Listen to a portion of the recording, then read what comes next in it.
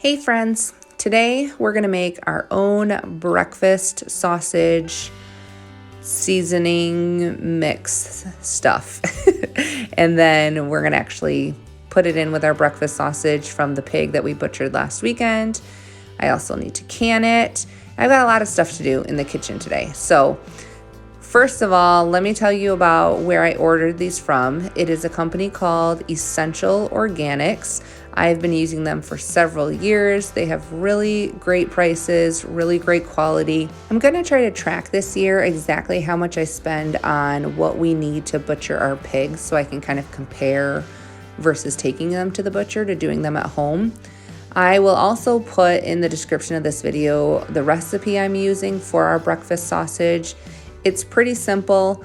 You can make it with brown sugar or with maple syrup if you can swing it. I just didn't have it in the budget to buy like really nice maple syrup this time.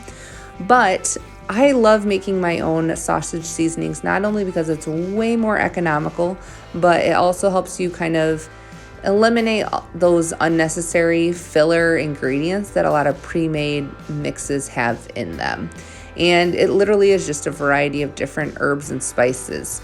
If they're already really powdered, you can just use them straight away.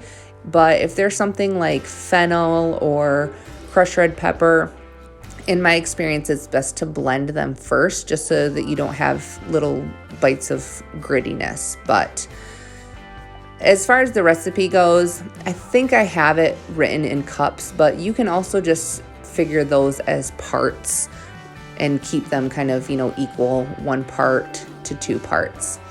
I also want to mention that this is kind of a bulk recipe. This is going to make about 40 pounds worth of sausage seasoned. By the way, don't try to pour it in like this. Did not work at all. It made a huge mess. Anyways, you probably, if you're just working with like a 1 or 2 pound pack of sausage, would need like 2 to 4 tablespoons. It would be my guess, just to give you an idea. So you could definitely make this ahead of time and just store it in a jar and use it kind of as you need it. I am going to mix it in with all of my sausage that I have though from the pig we butchered last weekend. Now, it was kind of a last minute decision to do that butchering, so I didn't have this order placed in time. So I ended up running our sausage through the grinder on the kind of initial grind, which makes it really big and chunky. And then I just put it into the freezer for the week and figured I'd get to it at a later time. So I took the bags out yesterday and all of them aren't completely thawed, but basically what I'm going to do is I'm going to run them through the grinder on this finer plate that will make them really thin and normal sausage consistency. And then I'm going to mix the seasoning in and I will run them through one more time, which just helps to mix everything together. Now, about an hour after I took this meat out to thaw yesterday, Tommy got a call from a friend who had gotten a deer and he wanted us to can it up for him. We have a really wonderful deal with him that he will get a deer and we will split it if I can him some meat because he loves canned venison just like we do. So I also have about 40 pounds of venison that I'm dealing with canning this weekend on top of I think I have like 68 pounds of sausage from the pig that we did.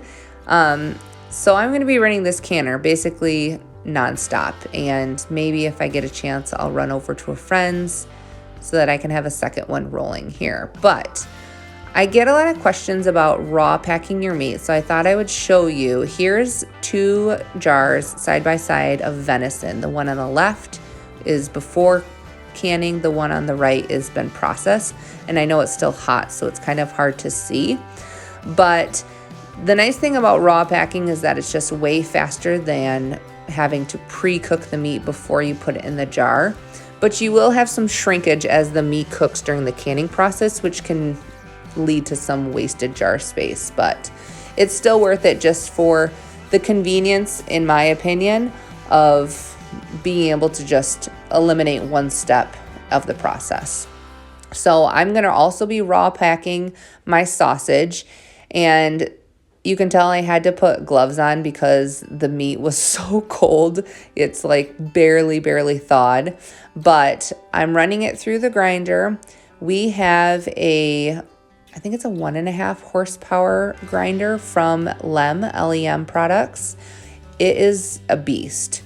We went several years without owning a grinder. We begged, borrowed, and went without.